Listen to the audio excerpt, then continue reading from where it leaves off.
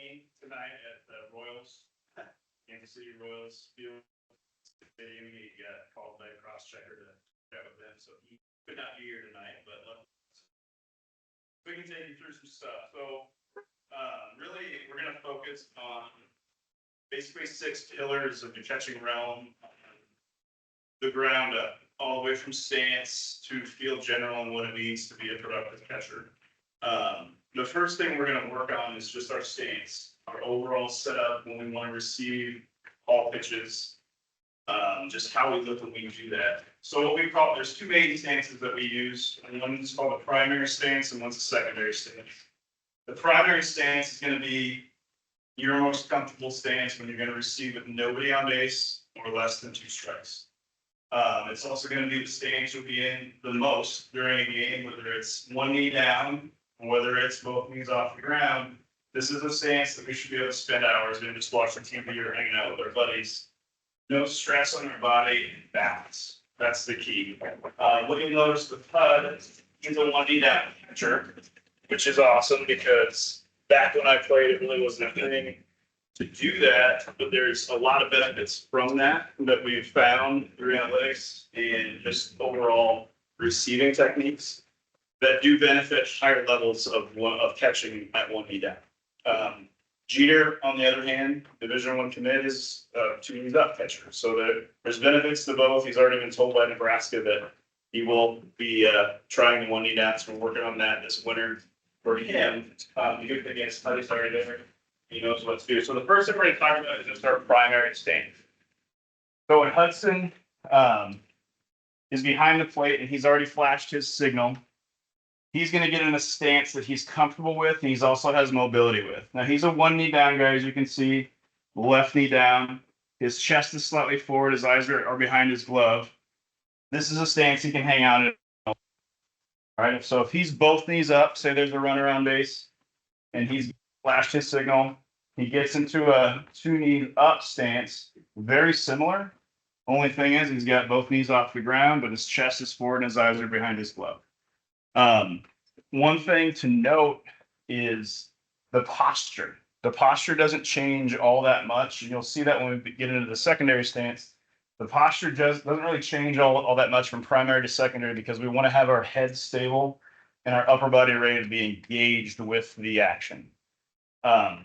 Let's go into how we call pitches before we get into secondary stance. So one big thing is, as kids get older and we play at higher levels, is going to be sign stealing. It's part of the game, and it's a very, I would say, active part of the game when you get to high school, college, and that's why they have pitch comm and everything else. Well, in high school, the catcher can have the pitch comm in his ear and get signals or pitch calls from the dugout, but the pitcher cannot.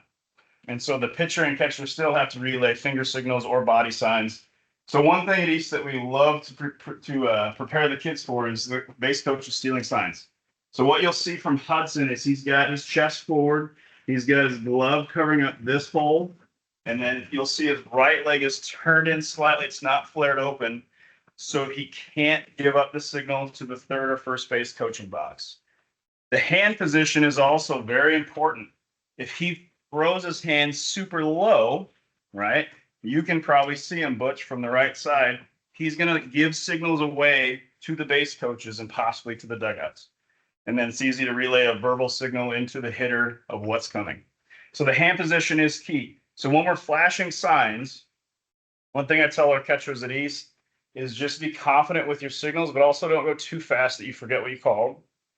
Make sure you give a signal that's direct and then move on to the next one. It's location, whether it's pitch call, we don't want to flash through them so fast that you don't remember what you called, or the pitcher throws the wrong pitch, and then we're in a big world of hurt.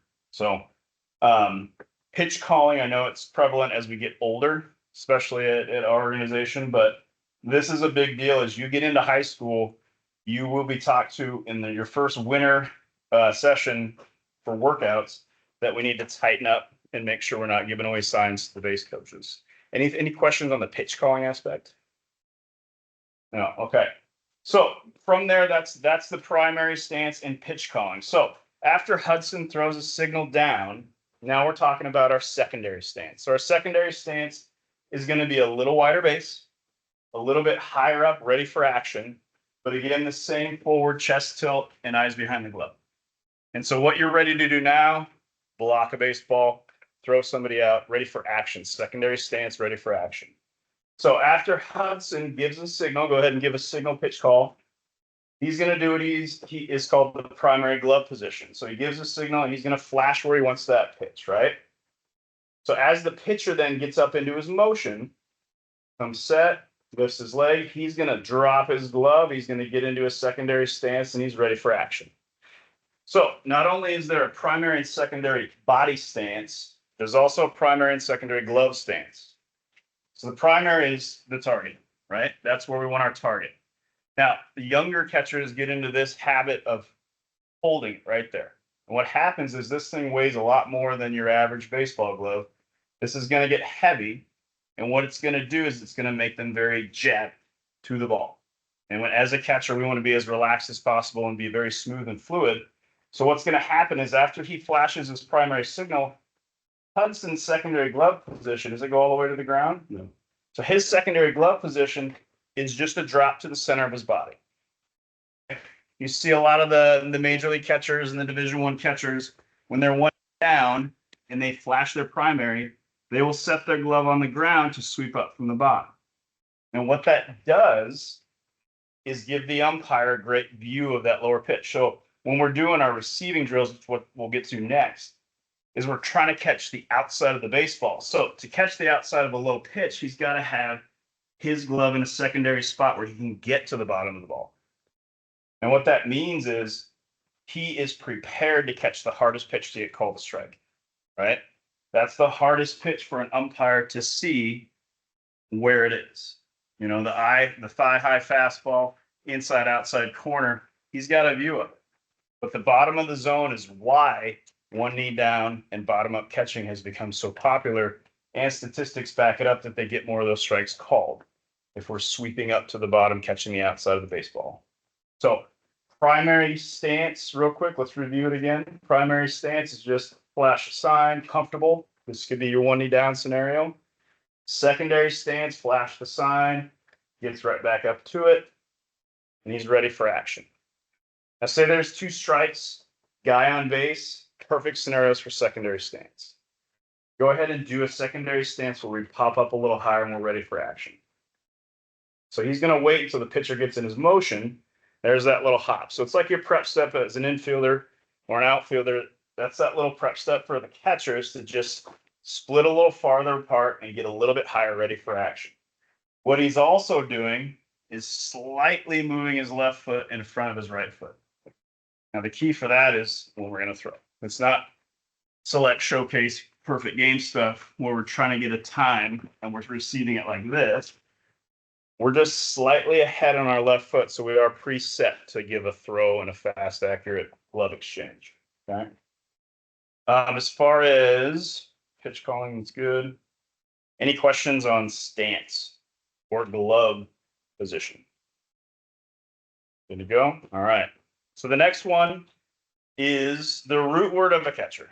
Anybody? It's catch, right? We got to receive. So what we talk about as catching is we don't necessarily just talk about receiving, but we call it presenting, right? Because we are presenting a pitch to the umpire. So what we want to do is try to present it in a way where every pitch that's around the zone is a strike, but we also just want to make strikes, right? We see a lot of the catchers who are from down to up sweeping with the glove. They'll take a middle fastball and pull it up even farther, and it just looks terrible, right? So if it's a strike, let's leave it a strike. If it's a borderline pitch, we're trying to catch the outside of the baseball with a flat glove and move it back to the edge of the zone. Now, what you'll see with Hudson and our catchers is we don't just catch with our arm, right? So if it's an inside pitch on a righty, he's slightly shifting over and bringing it back so it's centered in his body. And that's one thing that's super important for little kids to understand. The more you get your head behind your glove, it not only makes the pitch look better, it makes it easier to catch, right? So first base, outfield, any positional player that's going to catch a baseball, lining up your eyes somewhat behind your glove is going to make it look better, but it's also going to make it easier to catch. When we receive, I already mentioned the eyes behind the glove, thumb down. So this is a tough one for those balls in the dirt that we need to be also prepared to block. But to be able to pick a ball that's just off the turf and make it look like a strike, it has to be a sweep motion with the thumb down. So what you'll see a lot is catchers exaggerate that, right? And turn it even more. Yep. So now we have a bigger pocket. A really good benefit for the low and middle, low and away of your arm side as a catcher. The hardest part with this is your glove side. Okay, and I've seen a lot of catchers, especially when catching velocity, which is what we're all trying to get to, is to handle this pitch right here with grace and not make it look terrible and push it out of the zone. Okay, so one thing you can do with glove position is preset for the pitch, right? If we call an inside fastball, Hudson's not only going to set up over here, but he's going to preset his glove outside the zone. That way he can bring it back to the zone. Same thing with a slider, right-handed slider or curveball going away. He's presetting outside so he can sweep and catch the outside of the baseball and bring it back to the zone. Does that make sense? Let's see, working down to up, secondary glove position, we've got that. And again, it's so important to teach kids that you want to keep strikes in the zone. The hardest part about catching a low pitch and not taking it out of the zone is to start below it and trust you can get to the bottom of the baseball. And that comes from drill work. So I've got 4 drills, and there's many of them that we do, but 4 drills that we do at East, and then we do with our little guys as well. And Hudson, if he gets right here, you guys able to see me right there? Okay. So the first one would be partner with no glove. Okay. And so what Hudson's going to do is he's going to present his hand in a manner where the thumb would be down.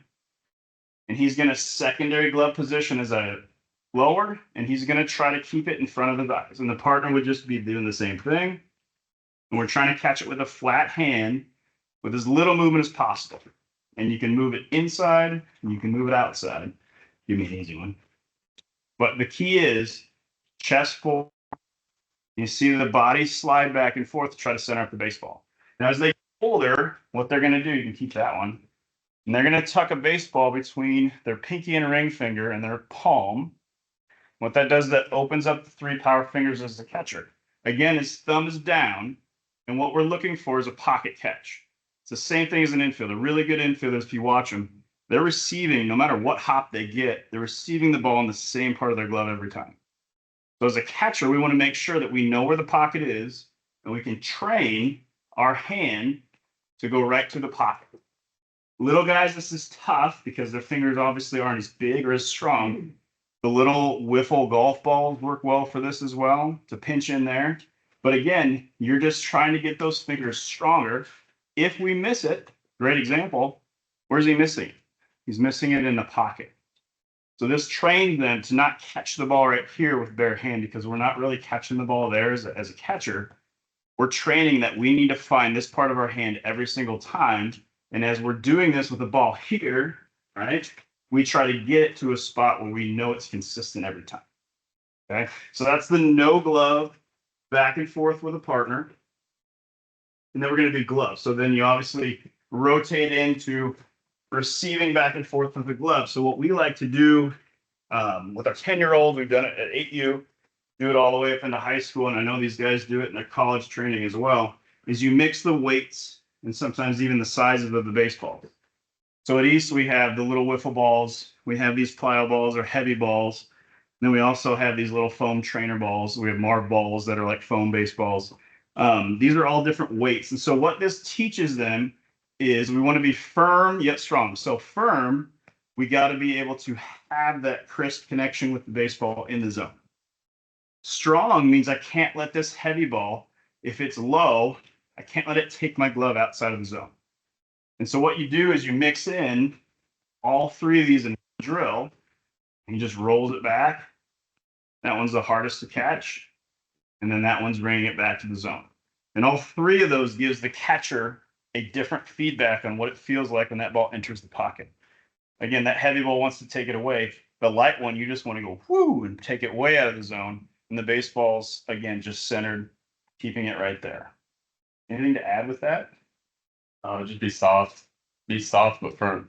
I mean, it's a hard concept to Yeah. grasp, especially for the younger guys. Is we don't want to be just jabby with it. We want to have a little glove movement as possible to make it look like a strike. But again, we have to be firm enough where that pitch at the bottom of the zone, we can't catch it and push it down. We have to be able to get to the outside of the baseball and keep it there. like get the momentum, but have a limit. Correct. Don't hit it too hard. One thing with Garrett Springer, he's a former catcher of ours with Missouri State. He would love to just look like showboat and catch it here, but keep going up. And it was just something that's not necessary. Less is more in that instance. Well, this is one of my favorite ones. So now we're going to go with glove. This is again with the partner. And this is a one hop drill. So this is a really good drill to find what it feels like to catch from the bottom up. All right. So the partner is going to be here, secondary glove position, and you're just going to one hop him. And so what that does, you know it's going to be low. Partner knows it's going to be low. He has to be patient and try to catch it right after it jumps. Right. And so he pulls it off the turf with a stiff flat glove. Right back to the zone. This is a pregame drill. This is an excellent pregame drill. If you have turf, I know a lot of the fields that we play on now are turf. It's an excellent pregame drill to do to get your hands and eyes warmed up. Actually, all these with the glove and everything else. To feel what it feels like to get that body warmed up. And as you get better at it, faster and faster, just like that. One hop drill. And the last one I have noted down here, and I'm not going to set it up, would be your hack attack.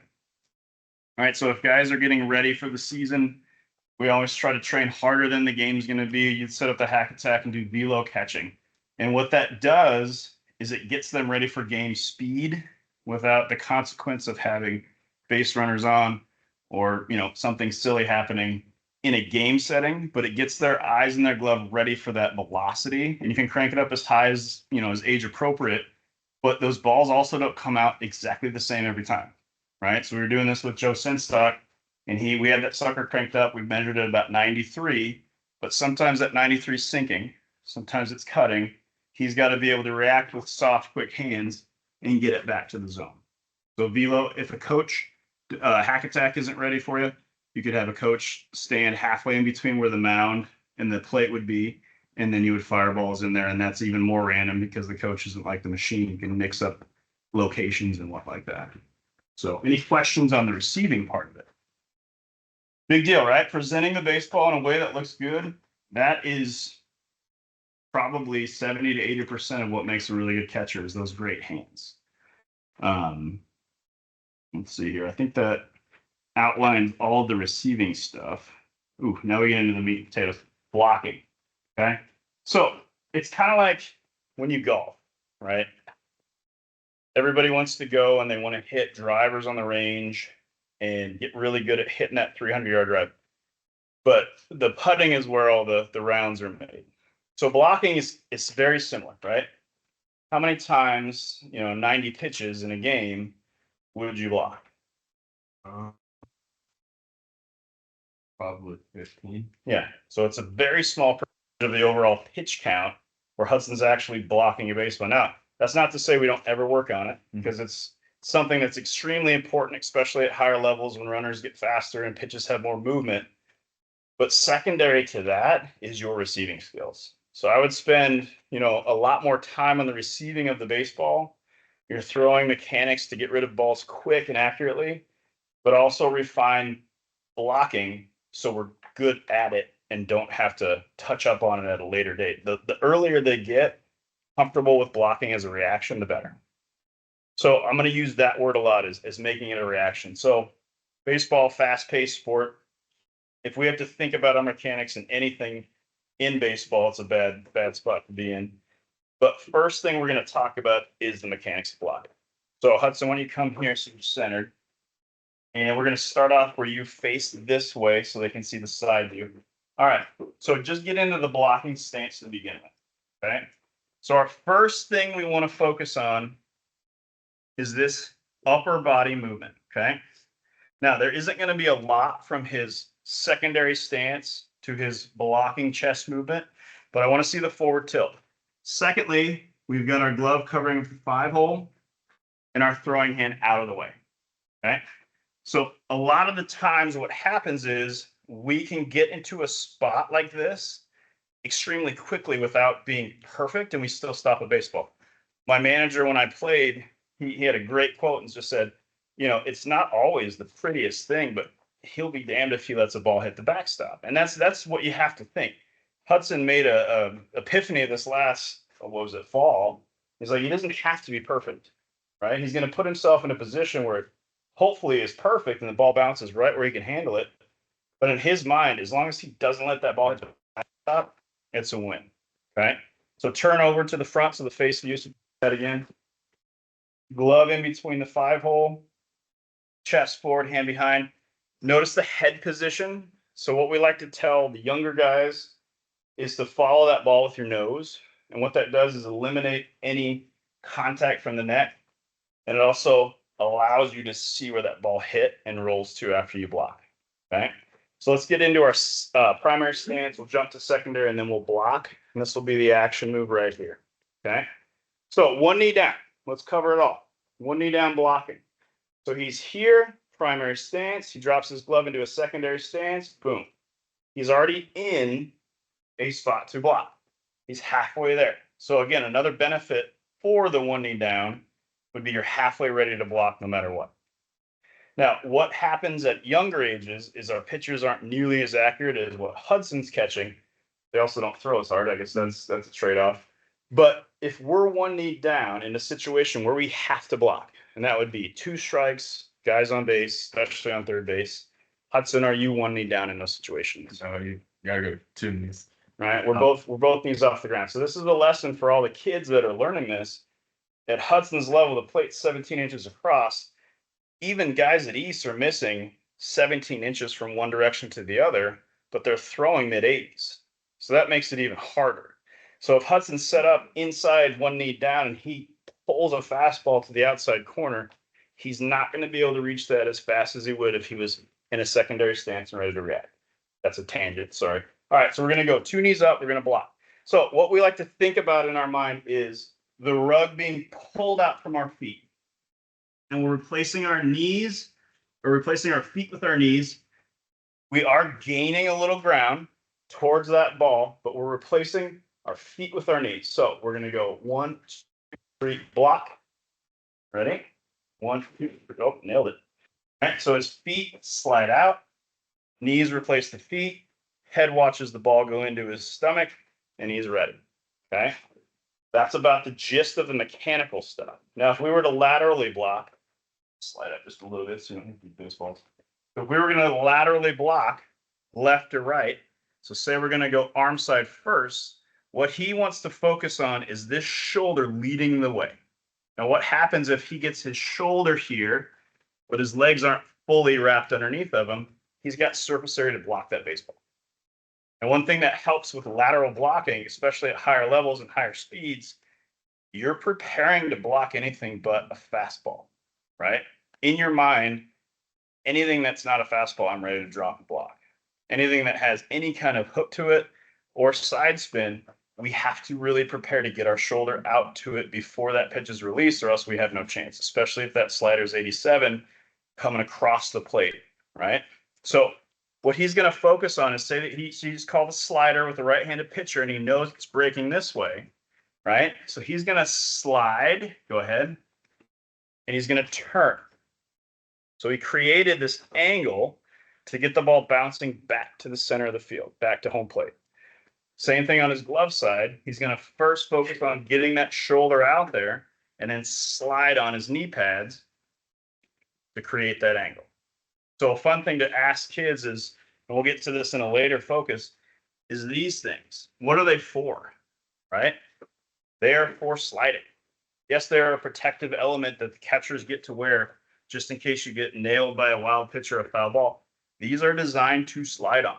So to lateral block, we have to be willing to slide on our knee pads to create that angle, okay?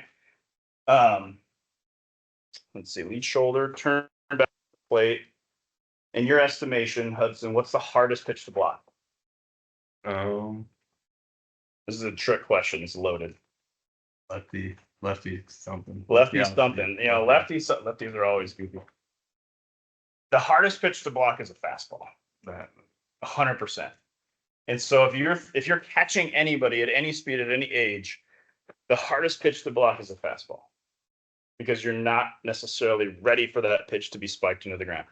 So like at 8U, we're not throwing hooks and changeups. We're ready to block everything. That's a great starting spot because you have to be prepared and make it a reaction.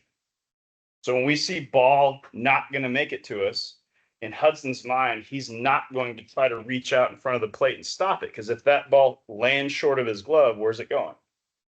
Straight to the backstop. Everybody's pointing at him. No matter what the pitcher did, everybody's pointing at him. So we're prepared to block everything but the hardest pitch to block, right? So we're at a disadvantage. So when a fastball comes, this is Hudson mindset taking over. I don't care what it looks like. I remember blocking a fastball from Dan Reichert, who pitched for the Royals, going like this, right? And just letting it hit me wherever it wanted to hit me, just so that ball would not go by. And that's the mentality as a catcher that we have to have. It's kind of like getting hit by a pitch. When you train on those, you train with the softballs first. Great for the younger guys to start training with the foam balls, the mar balls, anything that has a little bit less impact to make it a reaction, to make it a muscle memory thing. Work in the baseballs knowing that, yes, it's going to hurt a little bit, but the crowd cheering, your teammates backing you up is going to feel a heck of a lot better than that ball going back there and hustling after it. Okay. So let's go through a few drills for the blocking. Any questions on the setup of blocking, the mechanical stuff for blocking? Okay. So Hudson, why don't you get your mask on real quick? And then we're going to face sideways again.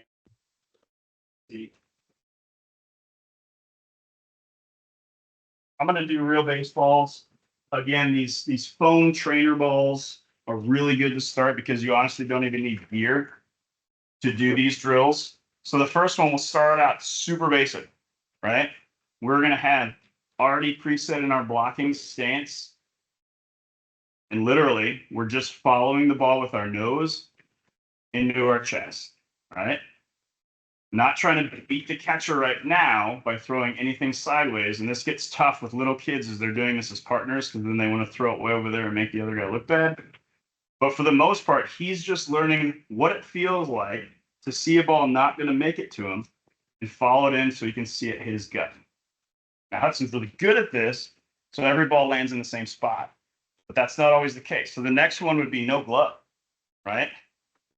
So now he's got to figure out, I can't try to catch this ball. If I try to catch this ball, it's going to hurt my hand.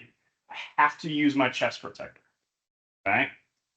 Basic way of training it, of getting into that position, make sure their form is correct. But a lot of catchers, especially at the young age, when they get down here and they bounce one, go ahead and bounce it, they want to do this, right? And they want to try to catch that ball. Death move as a blocker, one, because it opens up this hole in between our legs, right? And that's a premium spot for that ball to not bounce up and go straight through. I hope you're wearing your cup, by the way. And so that would be two progressions to start out with for the little guys, okay? The next one, I don't know how far we can zoom out. Go ahead and stand up. And this is a drill that even the bigger guys will do. Can you guys still see me on that? Okay. So what we're doing is the bounce pass catch game. Okay. So instead of just playing catch like we normally, I'm just going to throw it to you. This would be about the distance or even just a little bit farther away. Now, we just bounce back. And we're making it a reaction, knowing that the ball could either be thrown to me or it could be bounced. All right, I was hoping you wouldn't mess that up. So as soon as he sees the trajectory going down in a play catch setting, now we're dropping to block. I got this from Jeter. Literally, in a winter session, they were playing catch. A pitcher was warming up to throw a bullpen. And the pitcher, of course, as pitchers do, spiked the baseball on the gym floor. You know, a lot of guys are just going to sweep it, get out of the way, let it hit the wall, come back and get it and throw it. Jeter decided that he was just going to block it. Right? There's playing catch. And so I was like, what a fun way for the kids as they warm up in full gear to figure out, oh, the ball's not going to get to me. I'm just going to try to center it up in a way that I can recover it afterwards. And it's mainly a reactionary thing. And then the step above that would be like we just did, where you sometimes throw it, where they have to catch it, skillet hands. Or they have to block. Okay, so that's the bounce pass drill. And again, that can be done with real baseballs because then it also gives the kids an idea of what it feels like for that ball to hit my chest. Now, could you feel any of those baseballs hitting you? A little bit. Obviously, a little bit, right? Especially at higher speeds, it's not going to feel amazing. However, they're going to understand that with this stuff on, the way it's designed, especially these days, it's almost bulletproof to a baseball. The key is getting it at an angle where you can control it after it impacts your chest protector. Okay, so that would be your bounce pass drill. We did the no glove down. The next would be just regular blocking and recovering. So how you're going to block and now you're going to recover. So the progression starts with, very small, very distinct movement patterns, and then it turns into stop the ball and grab it. So what Hudson's going to block, pop up, next play. Okay. So what this teaches them is, again, in a no conflict situation, they're going to have to recover and look for the next play. As Brody will tell you, if there's a guy on base, there's always going to be a next throw. There's always going to be a next play. So if we practice just blocking, well, that was good. Did everybody see that? We don't have the next step in the progression to make it more like a game. Okay. So he's going to block and recover. Now notice when he recovers, these giant catcher's mitts are great for catching velocity this way, but they're not so good at picking things up off the ground. And we see that a lot with the younger guys. There's two ways you can do it. You can do it bare hand, like Hudson's demonstrating now. You can sweep it. Let's do a sweep. Okay, so he's going to block, pop up, recover, sweep it with both. That way he pins it in his glove and gets a good grip on the baseball to throw. But there's always a situation involved, right? So if he blocks it and he's popping up randomly, we're training some good things. But now I'm going to call out a base, right? So now I'm going to call out 1, 2, or 3. So now he knows he has to get it and get his body position to throw. Okay, so this one's going to go 2. And now he's ready to pop and throw to 2. And that's how that progression goes, block and recover. Oh, speed block. You all right? Mm-hmm. All right. So we're going to go to the next progression based off of that game. And this is what we do pregame at East, is just the block game. So now, similar to what we did with the bounce pass drill, I'm either going to throw it and he has to receive it, or I'm going to block it. This is by far, in my opinion and a lot of others, the best way to get ready for game competition. This is a reactionary drill, and you can look silly. I did this for a month with a lot of professional catchers before our season started and looked like an idiot. You don't, you feel amazing, and you're ready for reactionary baseball stuff. So this is probably a little close for this game, but I'm not going to go super hard. So Hudson's got to catch it, or he's got to be prepared to block. Now, as a catcher, our first thing that we're prepared to do is what? Right. Catch the ball. Right? Receive the ball, present the ball. So he's got to be ready to do that. If the ball's not going to get to him, he's just got to react and go down. And you'll notice every time he does that, that ball doesn't travel far away. Watch his angle right now when he gets set up in a secondary stance to when it is when he blocks. Right? It doesn't move a whole lot. So again, baseball, the game of milliseconds, we don't want to have to go from here to all of a sudden to there. He can preset that angle and just leave it there. He's taken away a very valuable increment of time for him to get to that baseball. So let's go through 5 and let's see who wins. We're going to go catch or block. He's just breathing. He's prepared. He's relaxed. You can mix in different angles, right? The low ones, sometimes we get them. Mix one in. Game to 5. Whoever wins has to do push-ups, and usually the coach always loses. So that's a really good game to get ready for competition.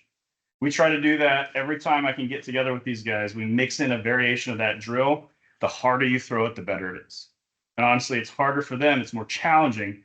But when they get together with a buddy or another catcher that's in their program, they want to beat each other. They're going to rifle that ball in there and try to beat that guy. Anything to add to that drill? It's a good feeling when you win the game. It is.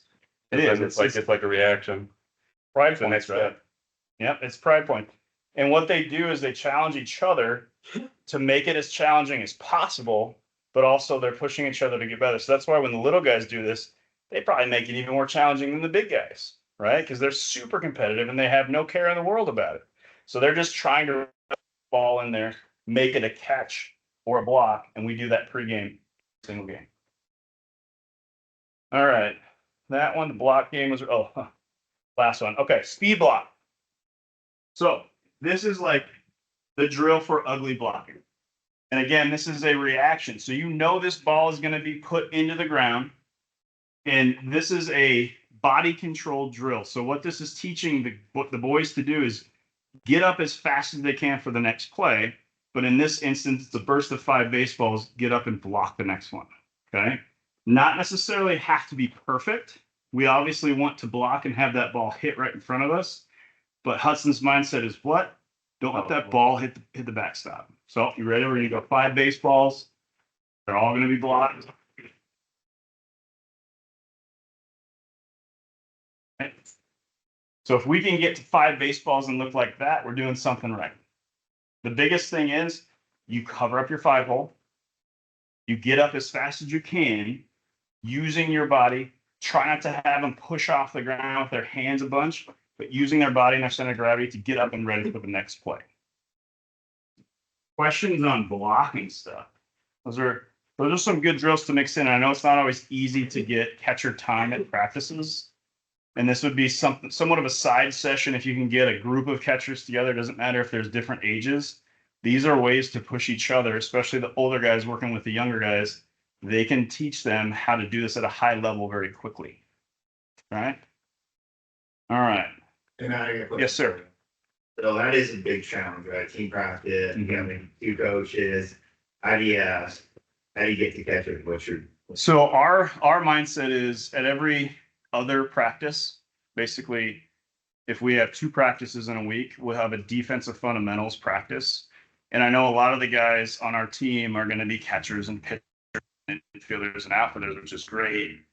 You have a block of, even if it's 15 minutes to work on one focus of the catching realm at those practices. And so if you're going to do infielder glove work, which a lot of teams are going to do that, right? How do we field ground balls? What's our footwork on that? Try to mix in a station with these catchers. Okay. And if it is a station that's going to take up 1 coach and you only have 2, then it becomes a very valuable time frame, and you can try to mix in 2 guys at a time so you're getting the most out of it and not 6 guys, so there's 5 guys standing around. If you have a group of them at a separate time, that's obviously the best way to do it. But if you have an even number, then they can partner up and get even more done. So if you can partner up with instruction and a little bit of guidance and some surveillance, then you can get a lot done, and it's just the boys working themselves out while maybe a coach is helping out an infield drill, that kind of stuff. Good question. Yes, sir. That's it's like what do you do, especially like when you only got like 1 or 2 pairs of gear? That's where these training balls really come into I would say the bare minimum would be these, just so their knees aren't getting killed. We've done drills before we had 3 sets of catcher's gear on pads, where you have them drop for blocking drills on pads. Now, let's just say you have 5 catchers and you have 2 sets of gear. That's when you rotate them through different groups, if you can. But then you can also figure out ways, okay, so today we're going to do receiving. Like I said, blocking is a minimal part of it. But if we have somebody who needs some special attention, that's when they focus on the gear drills. Otherwise, let's just pick out some awesome receiving drills, footwork drills, throwing drills during our catcher time. That way we don't have to worry about gear. And I see that a lot with the fall camp. Guys are switching gear from one player to the next because not everybody has catcher's gear and it's super expensive.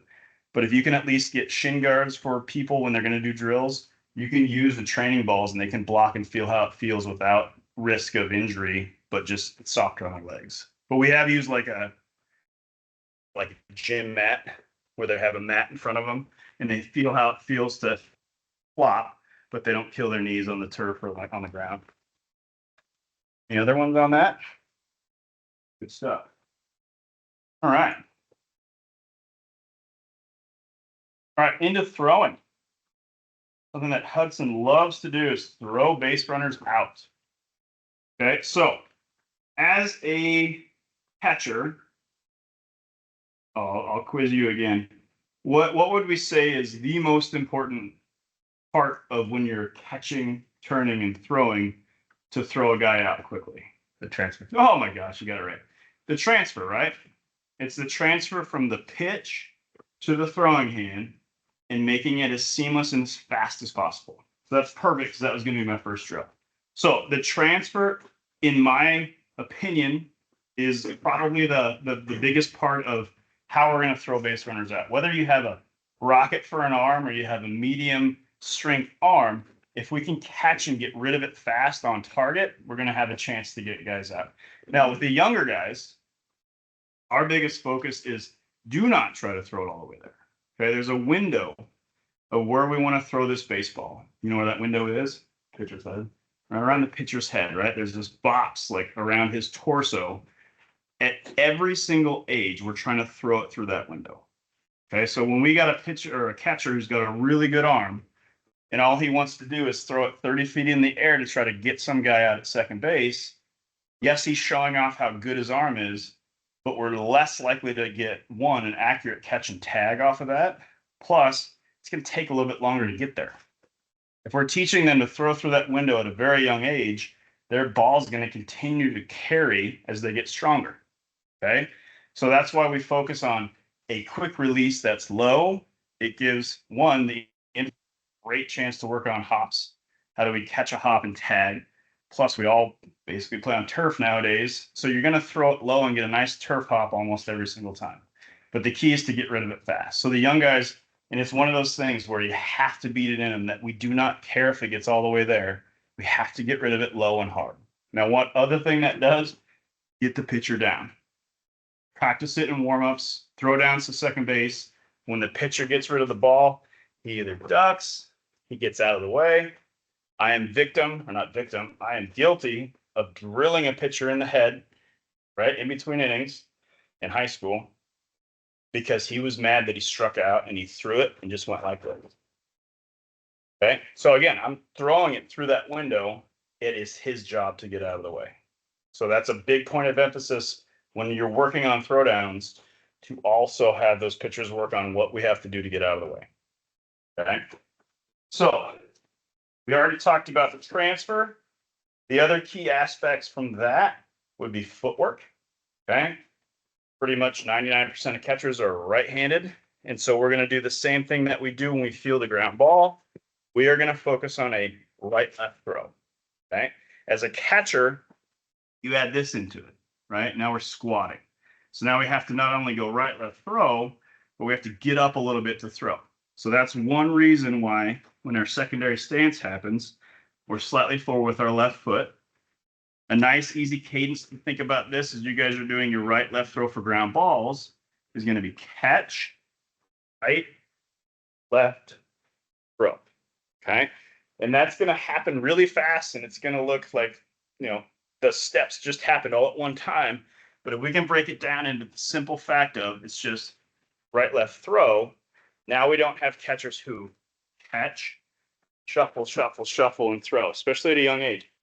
Again, if you make it a big deal that it doesn't matter that it gets all the way there, they're not going to shuffle and crow hop to get halfway to the pitcher's mound to throw a guy out of second base.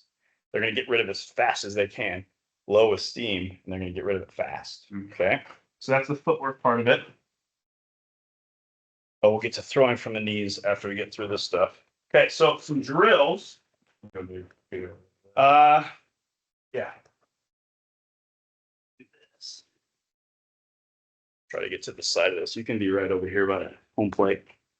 Okay, so the first thing we're going to do is just our glove to hand transfer. So you're just going to have this ball in your glove. You can stand. And what he's focusing on is having his elbows around his chest line, and he's just going to pop that ball from his glove to his hand.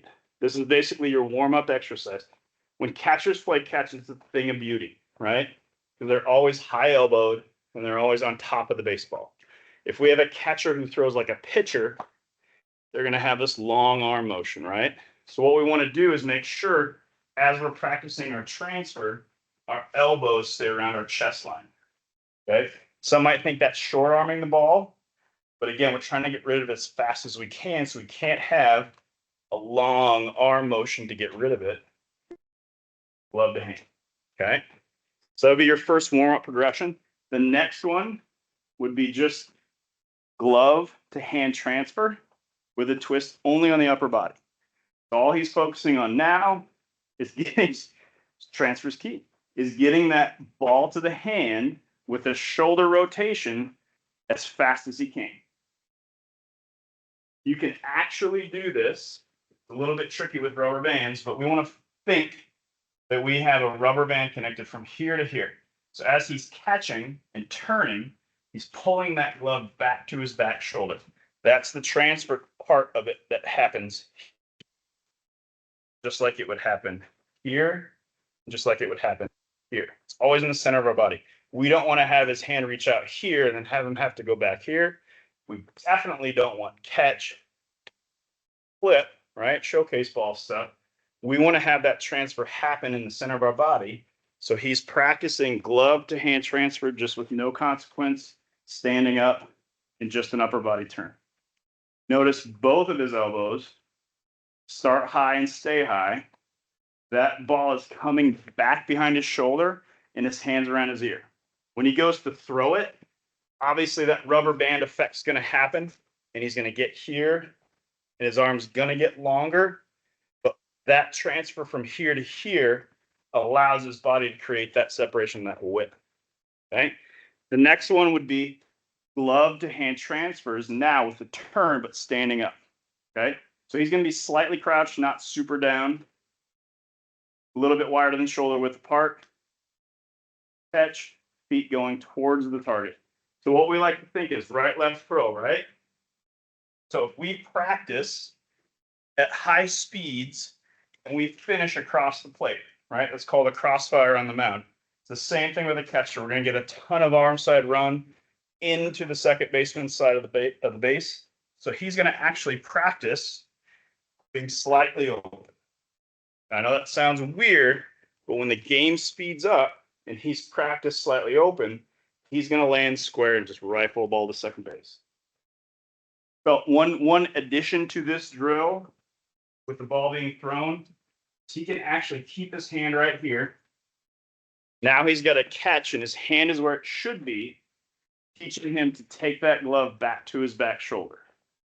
And again, this eliminates the fact of reaching out here to transfer or anywhere else because he has to keep his hand back here and transfer to the throwing. Good. Okay. The next one, I don't know if we have enough room for this, but we'll do it on the side actually. This is called follow the leader. Start back just a little bit. So what we're doing now is we're just simulating a pop and transfer without a throw, and he's just going to flip it back to me. But as I'm doing this, I'm going to be moving this way. Oh, so what he's doing is gaining ground to his target. So we talked about that right left, just like an infielder from third base to first base has to start gaining ground. The catcher does the same thing. So we're practicing gaining ground to a target while the leader just catches it and flips it back. Addition to this drill, we did it last year, I don't think we did it this year yet, is you get a buddy or the next guy in line to hold a resistance band right here. Okay, to hold a resistance band right around his waist. And what that does, it provides him resistance to feel himself having to put forth effort to gain ground. Now, what that will do is that'll make them understand that they can fire out of here like a sprinter, but they're not jumping up like, okay? The vertical movement is nothing that we need. We have to get our momentum going this way. And when Hudson throws, sometimes he doesn't do the right left. Let's just show him when you pivot, you catch and pivot, right? Another way to get rid of the baseball really fast, go ahead and give me one, is to catch, right? And just pivot around that back leg. Again, gaining ground, not necessarily a bad thing, but it's a little bit less explosive, but it can be a faster release. So if you've got a guy that just really doesn't want to do that, he could just pivot around that back foot and get rid of it really fast. Okay. All right. Throwing kicks. The last thing in this, throwing from your knees. And this is something at higher levels becomes really handy to have in your back pocket. And again, on turf, you don't necessarily have to have the strongest arm to do this. One thing to focus on if you have catchers that gravitate towards throwing from their knees because it looks cool, you want to make sure they're still gaining ground. So if Hudson's going to catch and throw from his knees to second base like a pickoff, right? He's not just going to catch, turn, and throw. He's going to slide on his knees to get his body engaged. Okay. We got a 2, and he's pushing off. That right leg is your friend when you're throwing from your knees. Now, where this really comes into play, at East especially, is our pickoffs to first base. Whether it's a left-handed batter or a right-handed batter, the biggest thing he wants to focus on is what we started with, is getting that chest turned, but then using those legs to push himself towards first base. And the easiest one, obviously, is the third base throw. Your feet are already set up there, but if we want to rip it from our knees, he just pushes off with his right leg and goes to third base. Transfer, footwork, throwing from knees. Any questions on the throwing part of it? One good drill that we've used this winter is throwing with a softball. Okay, so throwing with either a large version if they have bigger hands or a smaller version of a softball to try to implement the spin aspect of the throwing with a short arm. And what that does is that tells them immediately, gives them immediate feedback if I'm on the side of the baseball or if I'm coming around the baseball. You can see the spin on a softball heck of a lot more than you can on a baseball, and it reacts way more. So on the side of it, when we're throwing 2 seamers to second base, the softball is going to break about 4, 5, 6 feet farther than a baseball would. And it also feels like a weighted ball. Did that the other week where we played catch with a softball. You transfer to a baseball, and you feel like you're Godzilla with a baseball. You can just huck it as hard as you want. But the key is with a softball, you're learning how to control the spin, right? The backspin we impart on the ball. So when you do that with a baseball from a softball, it's immediate. And they feel like that ball just explodes out of their hand. So that's a really good training aid that doesn't cost much to try and correct maybe a side spinner of a ball or a getting on the side of the baseball. The cutters are the kiss of death, right? When we try to throw a baseball, when we throw it like a football, and that ball has side spin, we just don't get any carry. The ball dives out of the air. That's what we want to try to avoid when we're throwing 2 bases. So that would be a big thing with the softball. We're on the side of it and it side spins. You can see that immediately and try to correct. No questions on throwing? All right. Fielding. All right, let's go into fielding of bunts. As we get older and small ball is still a thing, we want to be able to field bunts correctly. So Hudson, go ahead and get back here behind this plate. So when we're fielding bunts, where's our automatic out, Hudson? First base, right? They're giving us an out. Unless it's a super fast guy with nobody on base, that's a drag bunter, or is a really fast left-handed hitter that loves to stick the bat out there and go to third base. They are giving us an out, so we want to make sure we take that out. So what Hudson needs to focus on is getting his feet to first base before the ball is even in his hands. So a good drill for this would be the coach to stand here. He's going to get into a secondary stance, and then we're going to drop a baseball. So if we drop a baseball down the third baseline, the real easy thing for the kids to want to do is to come out and circle it, wasting valuable time. So what we try to teach them is when they see the ball going down the third base line, get their feet back to the field and rip it with a reverse pivot. Okay. So what you do is you touch, he gets into a secondary stance, and then we roll a bunt, he grabs it, and he fires out low. Now, obviously, we're a little restricted on space here.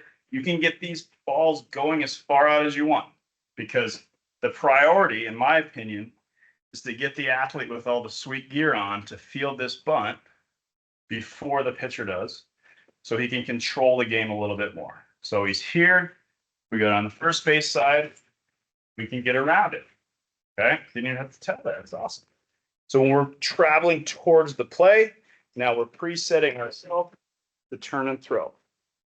And the loveliest one of all is the one that goes right in front of home plate. Secondary stance, 2. Right? And he fires out like he's going to throw to second base. So you guys can do this without throws or with throws. And this also practices, 1, catching at different bases. It also practices their footwork coming out of their crouch, because obviously this is a little bit awkward, more awkward than fielding ground balls. But he's got to be able to decide if the ball's way over here, is he going to get around it or is he going to pivot and throw? The key is to tell the catchers that they have time, right? I'm a victim of this myself. You get out here, you're all by yourself looking at this runner who's halfway there, and you want to rifle it as hard as you can to shoot your gun for all the moms to go, wow. When it goes down the right field line and that guy ends up at third base, you feel real small. So we tell the guys, it doesn't matter.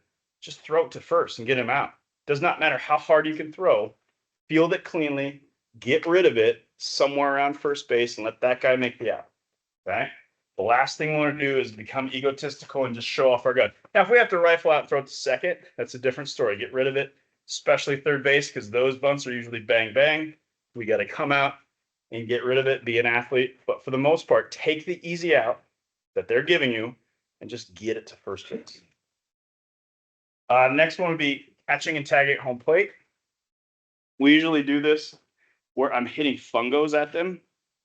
I won't do that obviously from this distance, but we usually just move around the field right behind the pitching mound and just hit fungos at the catchers. Usually it's one hop. Sometimes it gets to them. The biggest thing they want to do is notice Hudson's positioning is in front of the plate. So any baseball that's put into play, catcher comes out in front of the plate.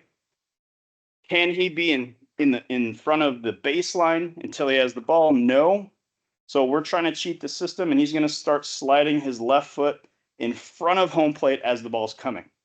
Now, this is the key. If we're doing this correctly, you should not notice his foot going down, right? Now, if it's a hop, this is older level stuff. If it's a hop, do we want Hudson to go down right away and be prepared? No. If it's a hop, we're trying to deke the base runner into not sliding. Okay, so he's going to stay put, and he's going to be an athlete. I'm not going to throw it super hard, but he's going to be an athlete and try to catch and tag. Okay, now it's obviously easier than doing it 10 feet. So if you're 30 feet away, you can throw him a long hop. He can practice staying here, catch and tag. Notice his body's going in front of the plate to try to block any avenue that they had to score, but he's also trying to take his foot in front of the base before the ball's there without getting caught. Secondly, when that ball enters his glove, his hand, no, you're wrong. Put your hand on the ball, especially for the young guys. Get their hand on the ball, okay? What happens is a lot of the time we see this and a swipe. Either the swipe just takes the ball out of their glove, or the base runner kicking their glove gets the ball out of their glove. We like to practice hand on ball, bury that tag, next play because the ball's already in our hand. Okay? That makes sense, honey? Okay, tag from around the base. Oh, the wild pitch game. This will be the last drill that I have to show everybody. This is a super fun one we've done with the young kids. Hudson's going to position himself right here. Don't have a ton of room here, so what we're going to do is just put 2 baseballs. We go up to 5 baseballs. You make them in a little U shape behind the catcher. And what we're working on is that wild pitch that goes past the catcher. And you would be positioned as a coach at home plate with the glove. Okay. So from there, the coach says go. And we start over here and work our way all the way around there. So Hudson's going to hear go.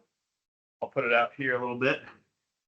He's going to slide on his knees, square his shoulders back to home plate, which is where he started, and he's going to dart throw it back to the pitcher who's covering. This is a wild pitch game. So ready? You're going to start right over there. Flip over. Nope, right here. You've never done this one, have you? So you're getting a wild pitch right there and slide and dart throw it back. Ready? Go.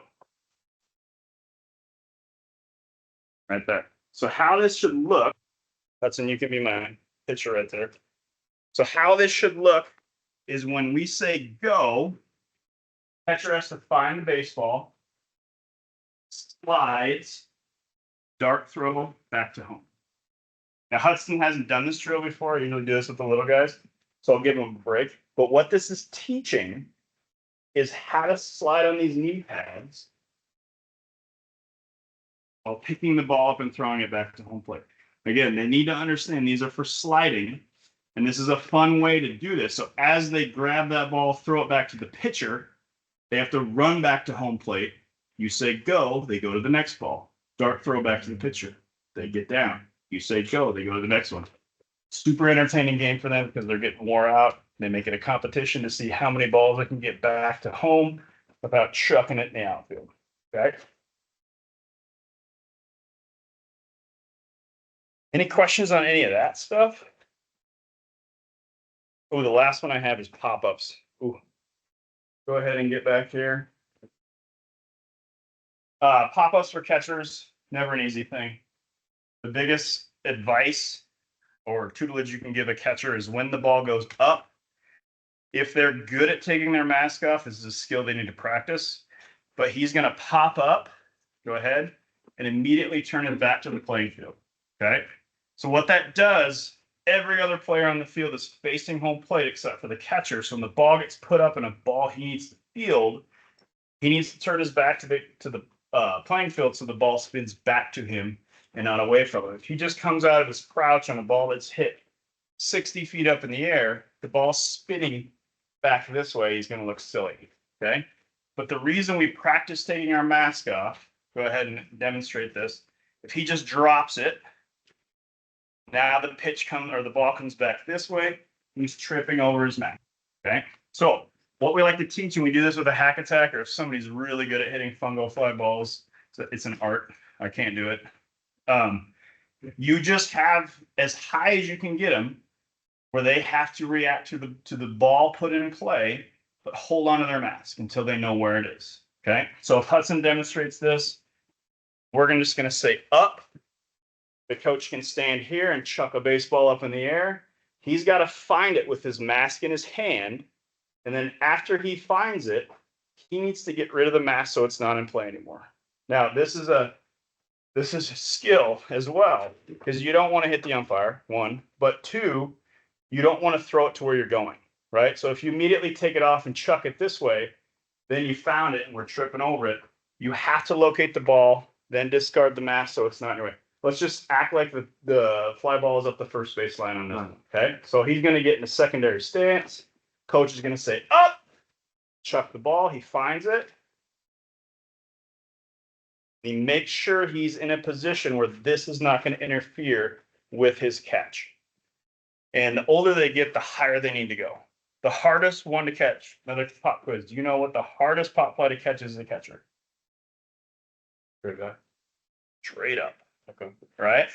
This one right here is when you are praying to God that somebody calls you up. Now, a catcher, catching mitt, is not designed, again, to catch these really easily. It's designed for this. So anytime that ball's up the line, we need to train our first and third baseman to get aggressive and call off the catcher, okay? Because they're coming in to catch the ball. He's going out with all this stuff on.